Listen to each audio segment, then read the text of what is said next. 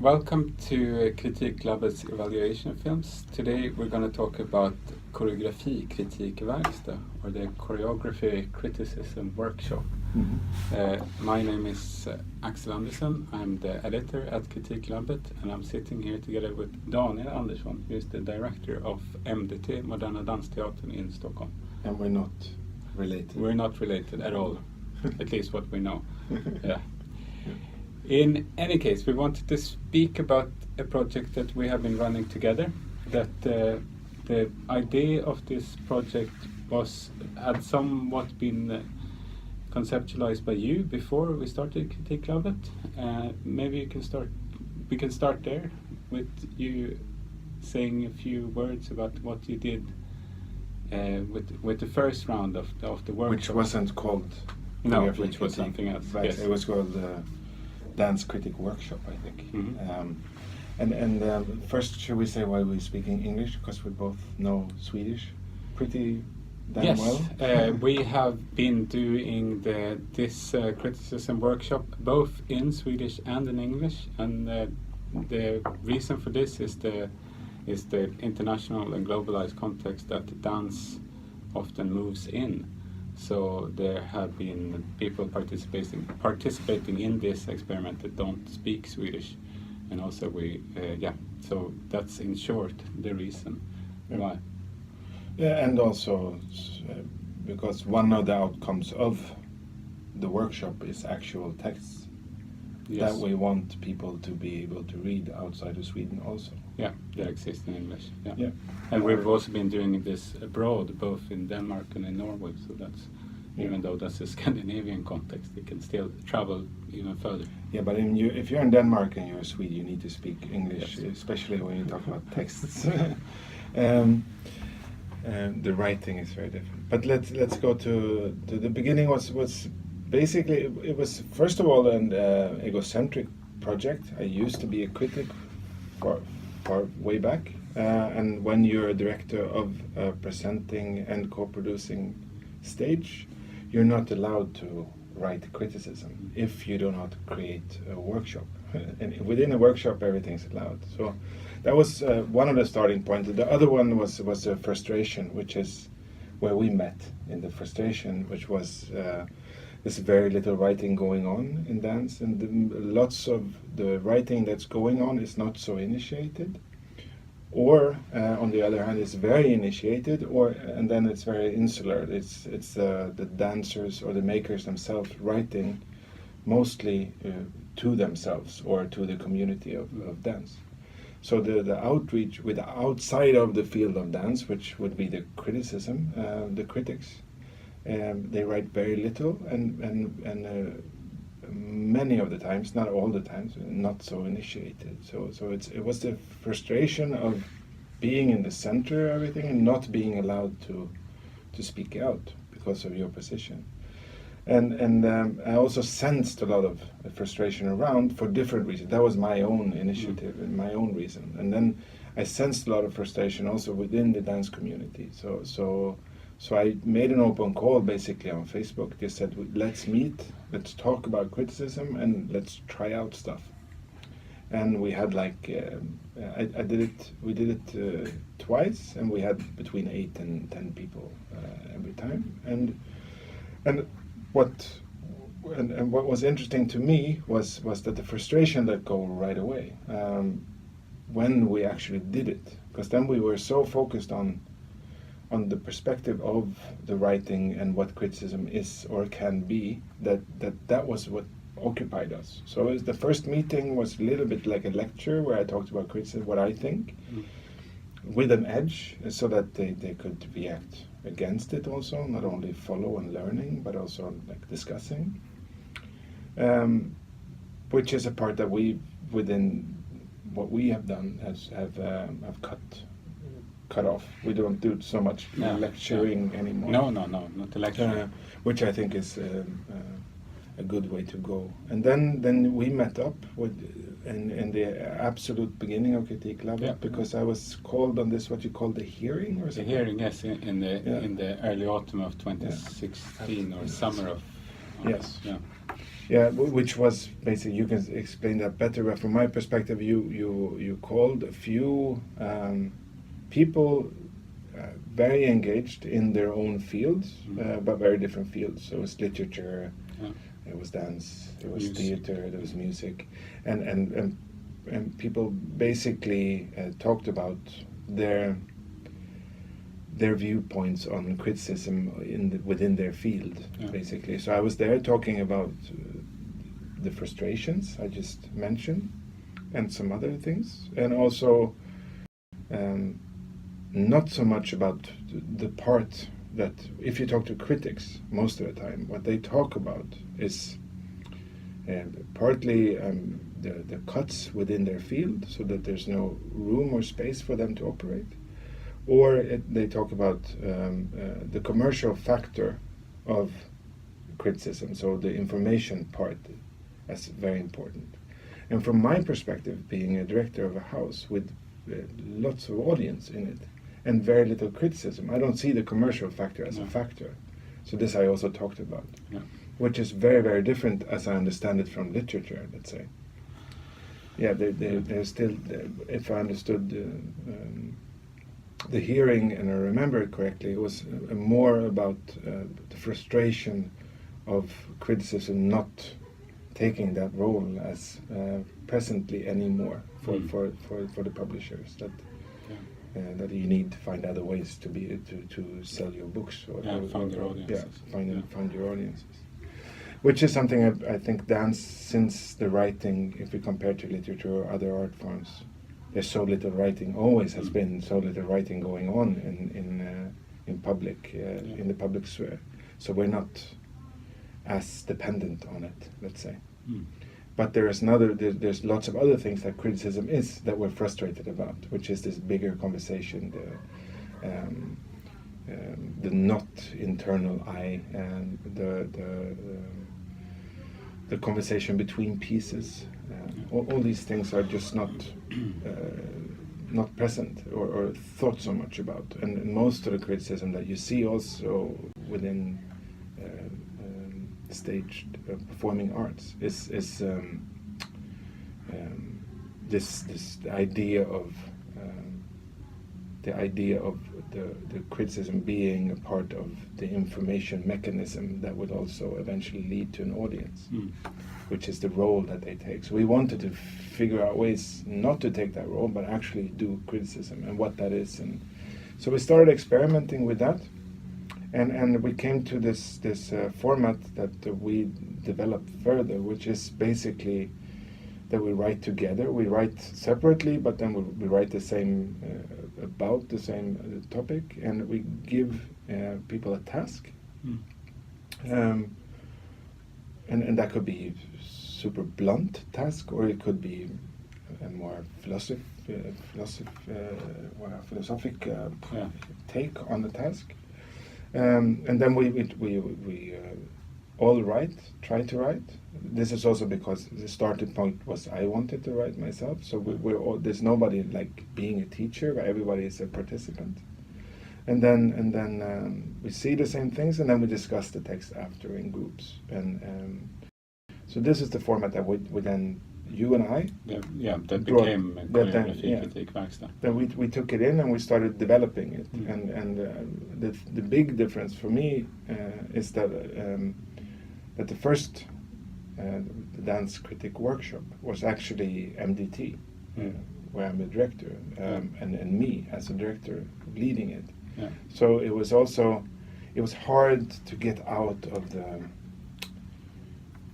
the commercial thinking around it. So people would think of it, or could think of it, as a smart idea to market our own shows, because we saw our own shows and made and created writings about them. So, and this really helped also when we did this collaboration with Kritiklabbet. It always brought in other partners, so that it's about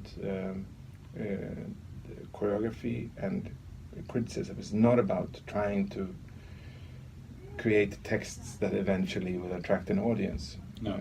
So maybe we should say that from the beginning that we worked with here in Stockholm with Dansens Hus, with Operan, with Turteatern and Veld. Those were the 4 organizations, apart from Kritiklabbet and MDT.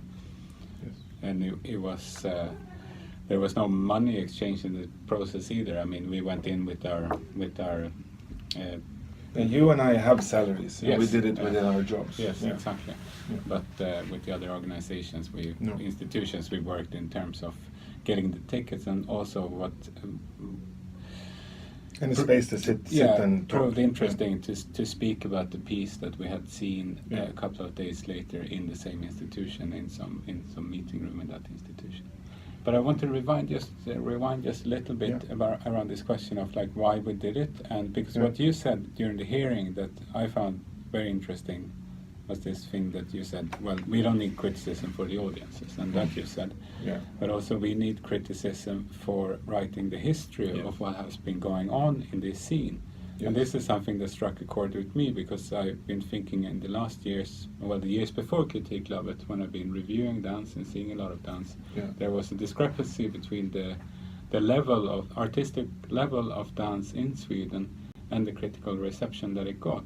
Yes. That it was not in parity in a sense. Like there are people writing about dance in Sweden, but it's very little, and there are very few new voices coming in. So the core of this project, from how I saw it, was to how can we find new writers in dance criticism, and how can we talk together about how criticism for our times could look like, and then this proved to be a good context in which to do it, and so it's really this thing of like how can criticism and the art field work together. I mean, which is of course has many problems as well. I mean, it's not easy in a sense to get these collaborations going, but it's necessary.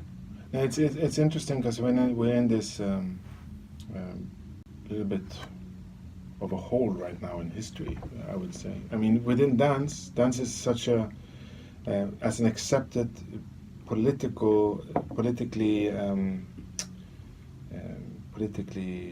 supported art form. The history of the free field of dance is so short, so it's really hard to do this long-term review of what's needed. But within this short history, I would say that there was a big interest within the intellectual world in the beginning of the dance, and then it became also with this at the time we're in now, with criticism being let's call it attacked in relation to that there's no space for it anymore, no commercial space for it anymore, because of all the writing going on a more commercial level, and it's not commercial writing about dance or theater, basically, but dance even more. So if we take that aside, I would say we're in like a bend where there's no real space for intellectual thinking that is attached to a working role. So which means that we need to rethink what that is, and it's not that we can lean on history and say it's always been present and we need it, because that's simply not true. So we cannot, within dance we cannot say that, but it is true if it would have been a history to lean on, because it should have been, but it isn't. So we need to build it from the beginning, and I would say it's time now to rethink how we're doing it, because we're doing it. If you look at the review as a format, we're doing it as we've always done in theater, basically. When it's not so, it's not an art form that has the criticism it deserves, because it's basically never had. And that's also what makes it most interesting to elaborate on, I would say, because we can actually propose things, and they are not only needed but also constructive in relation to nothing, because the nothing is the alternative. And right now we have a pretty good situation in Sweden in relation to, like, if you go to Denmark or other countries. So we have critics with power that are actually working and interested in dance, which is unheard of, like in Denmark. So in Denmark, it's blogs basically. Yeah. You get an amateur that comes and see it and loves it and writes a review without the knowledge to conceptualize it, and which is fine. And also, I mean, for the commercial part of criticism, that's good. They do the commercial part. Yeah. You can quote them, you can use them, you can use them for marketing and all that stuff. That's great, but it's not what the dance history needs, right? And if you go back in time to this era, to this breaking point, where there's so little going on, but there's a few people really fighting for it in the newspapers, and that's all you find. You will not see it spark. You will not go back to this era and say this era between 2005 and 15 was a golden era for choreography in Sweden. You won't see that. I would say it is. No, I agree. I mean, it's impossible to find that. Not even in the blog world. Not in, because people are also in the middle of it now, so they can't see it. It was the same with the golden era of hip hop and all these golden. You see it in review, and the problem with the dance field is that there is no critical mass of people thinking around it. So it will be written by one or two individuals in 20 years' time, and they will go back in time and they will find Örjan Abrahamsson one critic in the Daily News writes 1 out of 15 shows, and there's no way. I mean, there's no archive to go to.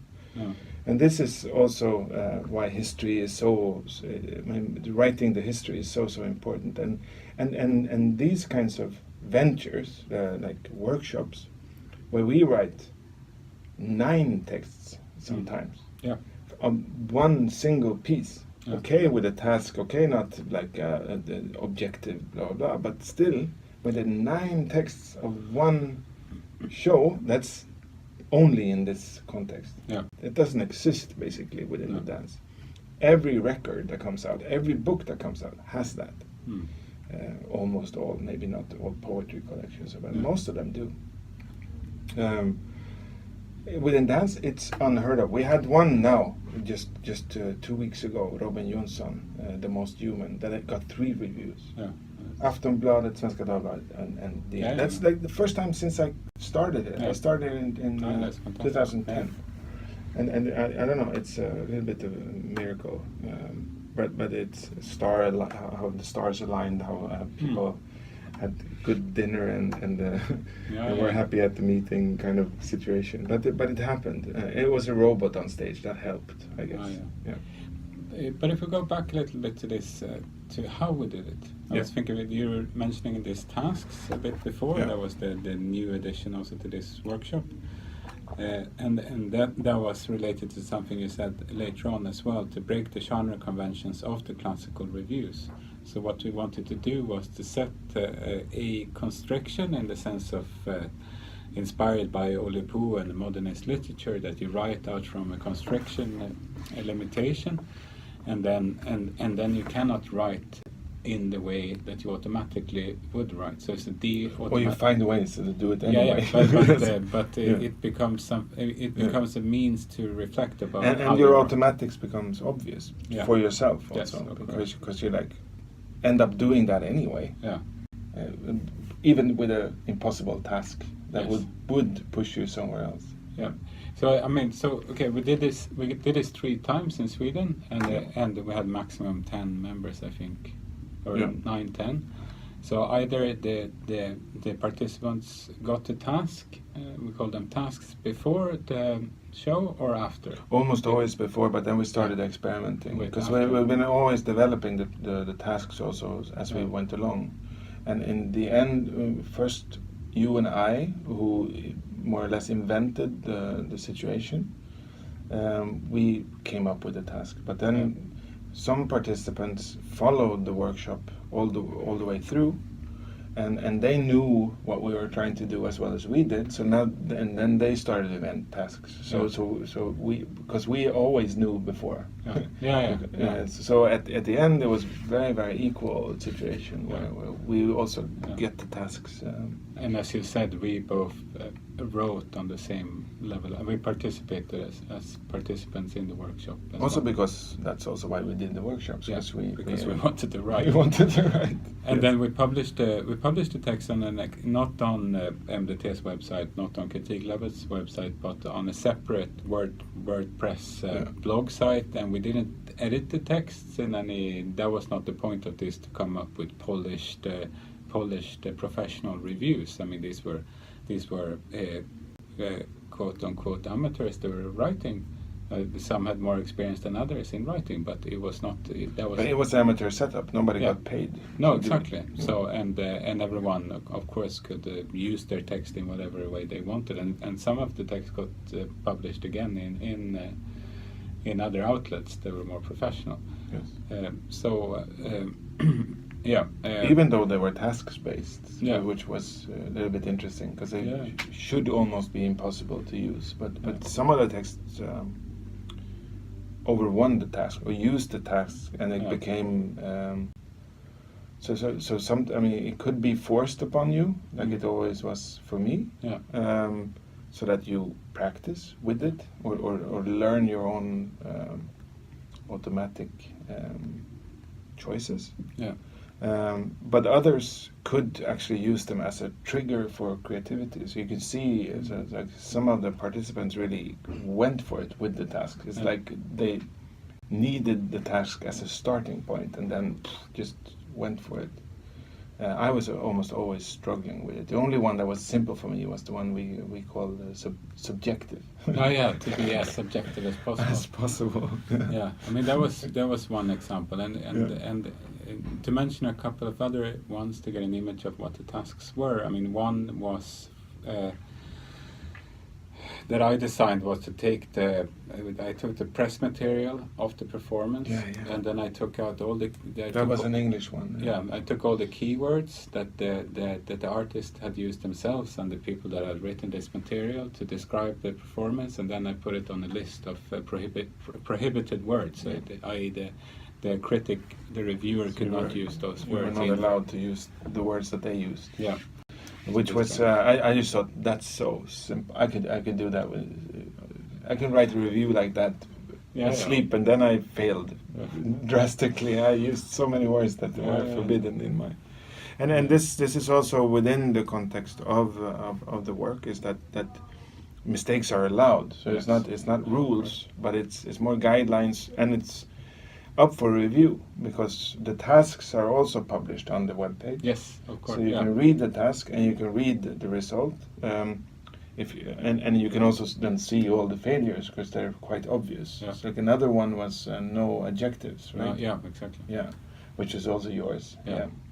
And then if you read it and you see, I mean, that's clearly an adjective, and then you can see that the tasks. I mean, the person trying to execute the text, if that's what they try to do, failed. But we had Beckett next to us saying, fail again. Fail better. Fail better. Yes. So we saw the performance. We got the task before, and then in the end we got it after. We got a couple of days to write the piece. We sent it in. Sometimes days, sometimes hours. Sometimes weeks. It was limited. We were experimenting with that format, and it was also because of our agendas. We have jobs to do. And then we met, and we had one text meeting after every performance, and then we started that text meeting by doing a round where everyone got to say how they thought that the task had helped them or made it more difficult to write the thing. And then we split up in smaller groups where we read each other's texts very carefully and gave responses to that. And then we reconvened in a bigger group towards the end of these meetings. They were usually 2 hours. And then we discussed a bit more general about what we have been talking about in the small groups. So basically, after writing, you felt read. I mean, Yeah. you felt that people have read your text and also confronted their own writing in reading your text, because the writing is fresh. So you Yeah. have your own text in back of your head, and you read all the other texts, and then you closely read another person's text. And then the discussion is very little about if it's a good or a bad text. Sometimes that also occurred, but it was very little about that. It was more about what choices made you do that, or because you also have your own experience so close. Yeah. So you can say, well, I wish I thought of that. I mean, that's really a good way of tackling that problem, or the other way around. So the discussions, and this has always been my feeling since also before Koreografikritikverkstad, even in the workshop, which is also a little bit why I argue why you should cut away the lecture part, which we also did. Is that discussions is the most interesting. Yeah, I mean, criticism is a doing, it's not a theory. I mean, it's very hard to teach criticism. Yeah, it was not so much about, but talking about history, talking about the problems. This also interesting, but it's not necessary within a workshop, because when you do the writing and you do the confrontation with another text, all those things are on the table anyway. So you will discuss them. It's impossible not to. Yeah. And then also, I mean, most of the people, and which is great, there's most of the people, and not all the people, they were all within the dance field, most of them, which meant that they came in with frustrations from a review that they read, so these were also on the table. Yeah. But then we also, which was thanks to the collaboration, because when MDT does the call out, it's through the Facebook, from MDT or from myself, and it always attracts dancers or choreographers or other writers on. But when we did it through Kritiklabbet, we actually attracted artists, people more into writing about music or fashion and literature that came in and also wanted to try out writing about dance. I don't know anything about dance, which was great, which I would say would raise the level of the whole conversation, because it couldn't be so internal so this was, I think, also why the collaboration worked for us so well, because we can do it ourselves, but we could never create that meeting. And also, I would say, from my perspective, us being two in the beginning, and then we became a group, I would say. But us two in the beginning, we have very different views on what's difficult when you write, or what's attractive when you write, and stuff like that. So we would argue different viewpoints, but with the same passion, which is criticism, and within the field of dance, also. So we would softly argue our points, but we wouldn't agree, which would be the starting point of a conversation, right? Yeah. So instead of being frustrated with your own frustrations, I mean, we could bring lots of different, let's say, starting point of frustration, but then it becomes almost like intellectual spa. I normally would I mean, after a meeting, I would feel like, I work too much. I have a theater, all these things. I have meetings I have to run to after and before, and then we sit down and we discuss a text.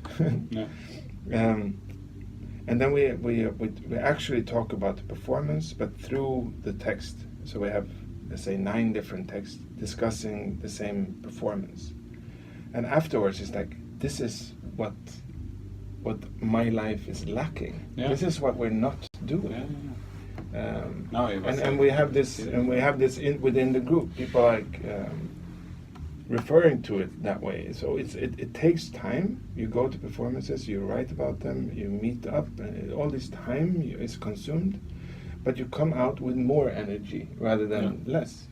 Which is, for me, why I've continued, because I don't have the time for it. But it's so important, I would say, to do.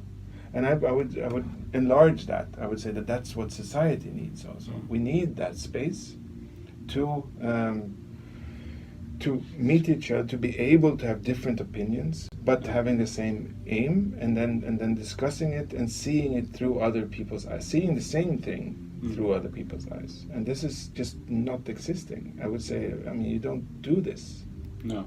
And I think that part of it also, there was this thing that we don't agree on how to look at things. Yeah. Usually, or almost ever. Yeah. Well, I mean, that was We're surprised when we do. a very fortuitous kind of. It would have been terrible if we had had the same idea of how criticism should be written or how we see dance, because then it would also have been this thing of the trying to introduce different voices in kind of in the situation of the workshop and leveling that a bit. It was good that we could meet in our mutual disagreement. I would say, I mean, if you would pinpoint problems also, like one problem is that one of society's most present views on criticism in general, or reviews, let's say, reviews in general, is that it's a tool, marketing tool. Yeah. So when we ask for free tickets in theaters, then they might expect a situation where they get text they can use in their marketing. That's why they would say yes or stuff like that. And this is not what it is. No. So how to communicate that, which I think is a constructive discussion, because that's not what criticism is or should be. No. But I had the feeling when we not from my perspective, since my perspective is I'm an artistic director, but when it's Kritiklabbet that comes in and says, can we get free tickets, we want to do this project, and they were like, yeah, that's smart, we get 9 reviews. Yeah. But then of course they will be disappointed, because we will have this really strange task. We were saying, like in the opera, when we went there, we would say, imagine a blind reader, without defining what blindness we're talking about. If you're blind from birth, or if you're or how much you need to describe, or is colors okay to describe, or have they ever experienced dance from close, so you could actually say pirouette, or do you have to really explain what it is, what a person does, and so on, without having that discussion, and then delivering text. And so some really explain like everything as if the person never didn't know what dance was and never ever saw anything in their lives. So of course those texts are almost impossible to use in a commercial, I would say. Yeah, of course. Or we could also say you have to. We never did that task, where we could have like write a review, but it has to be. You have to not like the performance. Yeah, but I think like many experiments that we have done in Kritiklabbet, we have been able to do them virtually without any budget, external budget, and with collaborations with cultural institutions, culture producing institutions in a very fast way, by relying on this thing of the experimentality of the project, of the experiment, in order to get the first thing out there to show like this is how it could be. So I mean now there is a website for the Swedish part of this project that we can show, like, okay, so the English is also the English is part, but the 3 that we have done here, and so we can show this is how it looks like. I mean, this is the type of texts and stuff like that, and then it's more of a question of talking with the institutions to also communicate that it's how the institutions need to approach the world of criticism in order. But for this is also like together. a point. I think that's worth it, because you get closer to the notion of criticism that way.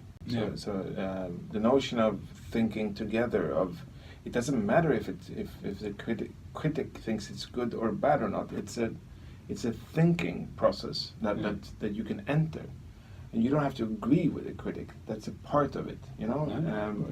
So it doesn't matter really if you get a good or a bad review.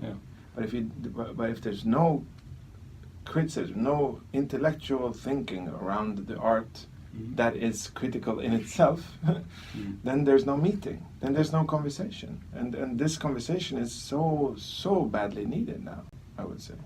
And it's not about, getting people to come or not to come to the theater or read a book or...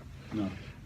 Of course, that could be a side effect. Hopefully, the text is so engaging and interesting that you will also want to read or hear the song or whatever it is, or go to the performance. But that's not the objective of a text. But this is what you get from many reviewers, because the reason why so few of the dance performances are reviewed is because they perform too few times, so that people cannot read it and then go to see it. And that's commercial ghost again, right? If you can't read it and then go to see it, then there's no point to the review. Well, yes, there is. And you don't know if it might come back, the performance, or the artist might do something new in a while, and then you sparked an interest of what that artist is up to. Of course, and we can read a whole lot more reviews than we can see performances or read books in our lives. So. Yeah, and some of the best performances I've ever seen, I never saw. No. Okay. Yeah. Maybe we should wrap it up on that note. Yes. Thank you very much for your attention. If we had it.